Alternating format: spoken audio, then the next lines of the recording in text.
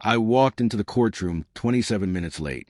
Her lawyer had already begun the motion, and I could hear her laughter echoing down the hallway before I even pushed the door open. He was there too, her colleague, grinning like a man who thought he'd already won something. The judge seemed annoyed.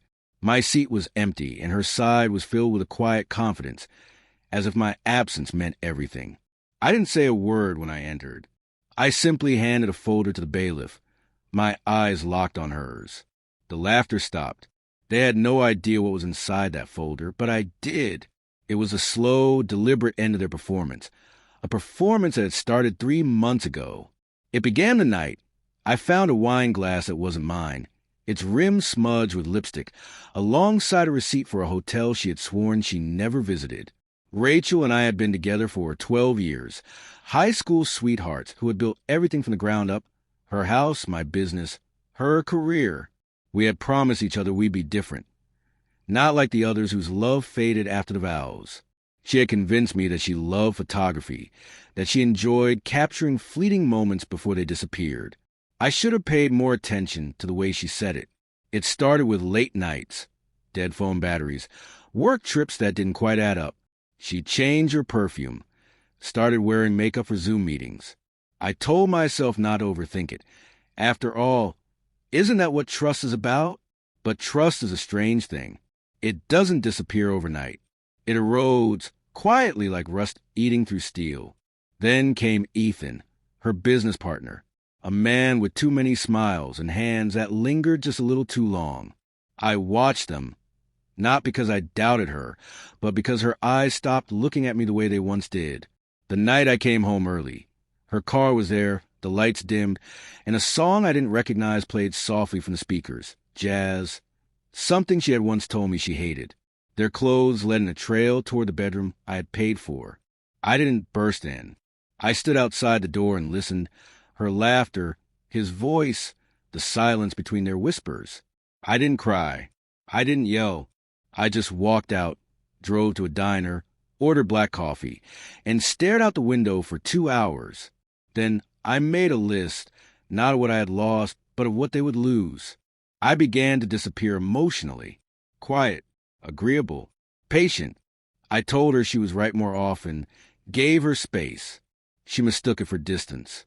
Guilt made her generous, and I found that useful. I quietly transferred assets, shifted ownership of my company into a trust, moved funds offshore, and removed my name from the house title. She thought that title gave her power, but I knew the law better than she realized. I had built my business with contingencies for this exact kind of betrayal. Though I never expected I'd need them, I hired a private investigator, not to catch them, but confirm everything I already knew. Photos, receipts, call logs, hotel bookings, even a voice recording of them discussing how to bleed me dry. She laughed, told me I was too soft to fight back.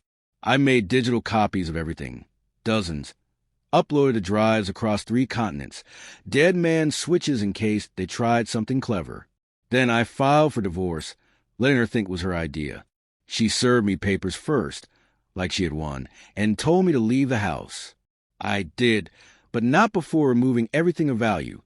Not items of value, but the original deed, the server access codes, the contract signed in my name with clauses that dissolved under scrutiny. She was building her case on sand. Meanwhile, Ethan quit his job, expecting to land a position in my company. He didn't know I had already dissolved his offer a week earlier and replaced him with a compliance officer. HR sent him a letter saying the position was retracted, pending litigation. His expression must have been priceless. She filed for alimony, assuming I'd be liable.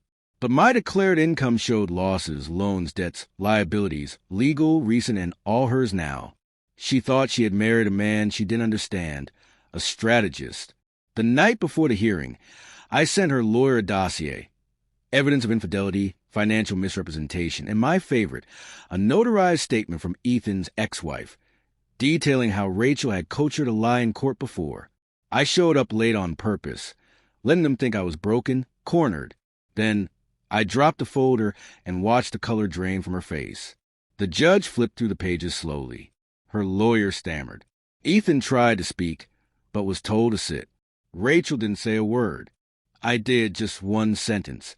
Everything you thought was yours was never really real. The silence was thick. The judge ruled. Divorce granted, no alimony, no assets, custody, and nothing. Just the two of them together, broke. It wasn't anger that stayed with me. It was clarity. She had tried to erase me, rewrite our history into something ugly and disposable. But betrayal is an art, and so is revenge. The difference is that only one requires patience, and I had all the time in the world.